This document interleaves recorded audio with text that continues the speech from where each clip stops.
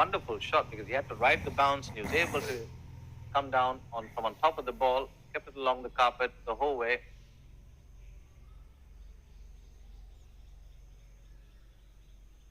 But this is a very watchful start from these two Nepal batters, and I think after a little while we'll see them explore their range of stroke play. But for now, they're looking to get off to a good start. And if you're in a semi-final, that's one of the things that sets you up for the rest of the innings, if not the match. Getting off to a good start. Well, both teams will feel happy.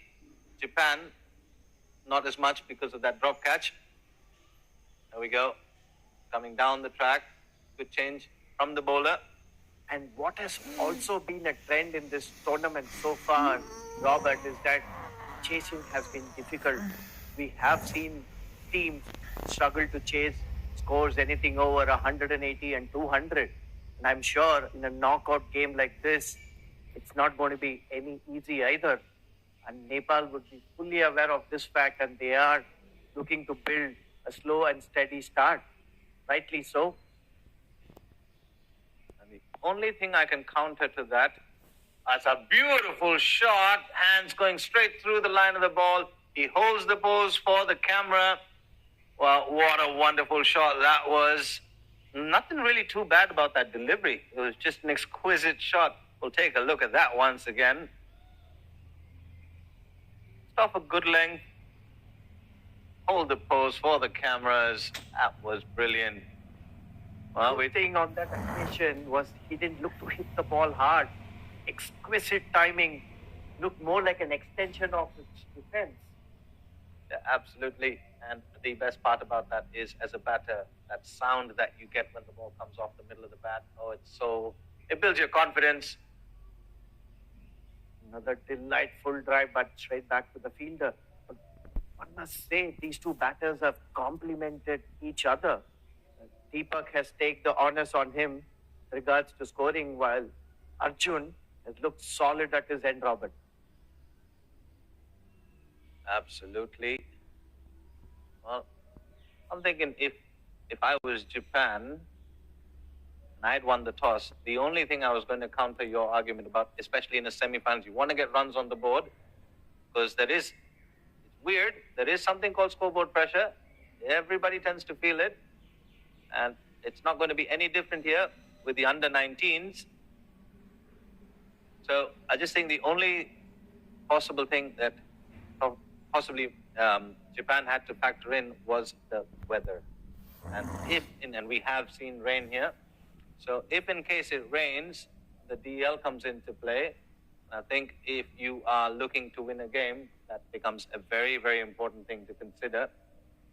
Good point that, Robert. Yes, at this level, chasing needs a bit of maturity, and these are just 19-year-old kids and are learning. That's the end of the 7th over. Nepal are cruising along nicely with 26 for no loss.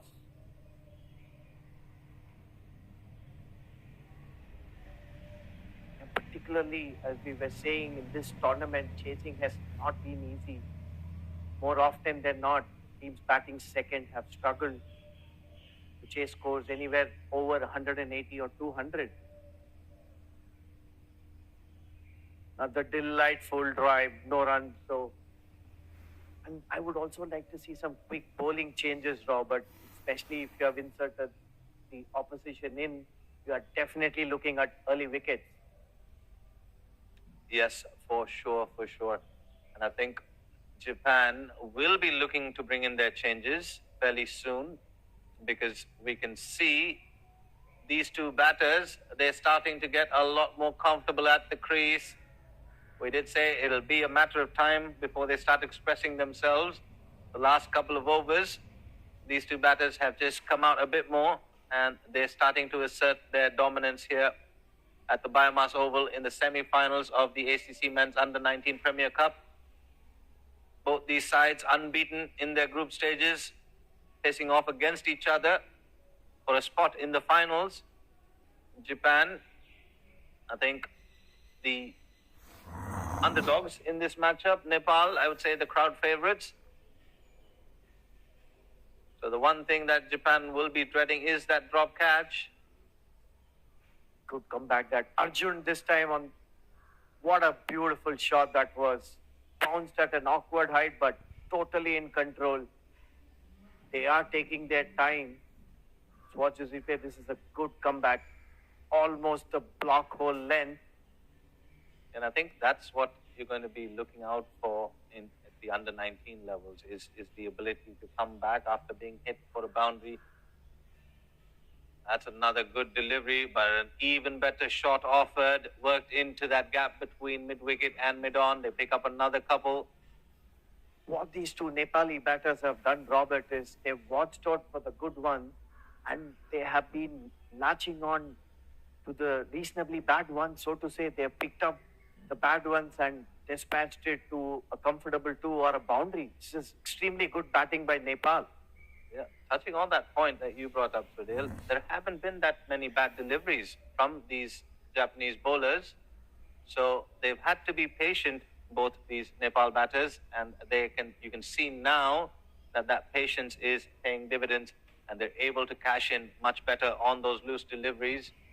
The last couple of overs just going in favor of Nepal. I would have to say that apart from before the last couple of overs, Japan definitely had a firm control over the game.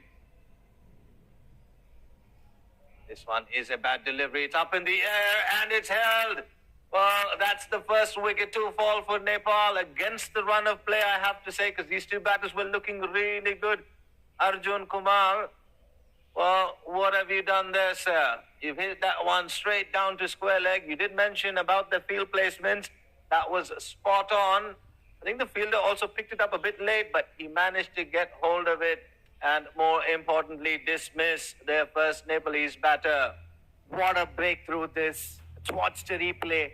Again, smartly placing a fielder at the deep square leg boundary and testing, or rather wanting Arjun to go again on a well-judged catch. Yes, you were right. I think he had a bit of a delay in picking that one up, but manages to hold on to it importantly, and a much-needed breakthrough this for Japan. Well, the new batter, Akash Tripathi, comes out to the middle. Japan have struck in the 9th over. Well, Nepal, what I've noticed is it doesn't matter if a wicket falls or doesn't, or as they continue to play aggressive cricket. We'll have to wait and see if they do the same here today. I think it's a good plan because it's been working for them. They will not change the way they bat. Although I think now the conditions have become a little bit more comfortable for batting. But this Japanese side is in there and they're making things hard for the Nepalese batters. Arjun Kumar will definitely be disappointed, the centurion in the previous game. And we know that once you get a century, the next game, you're going to definitely be feeling so good about it. And he did manage to play 20-odd deliveries off to a decent start. We see some medical intervention on the field, Robert. Also, the umpires checking out the new ball.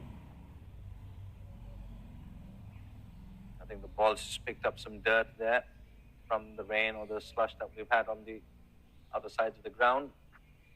Just giving a wipe down.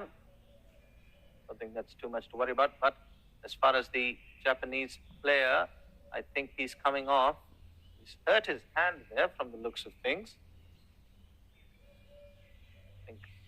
We'll hope it's nothing too serious because it was a good catch that had to be held. I think the fielder is Ritvik Shivakumar on that occasion, who managed to catch, and I guess in the process has injured his finger. Oh, he's split the webbing and there is blood on the ball. That's what we saw the umpires wiping off. We'll hope it's not.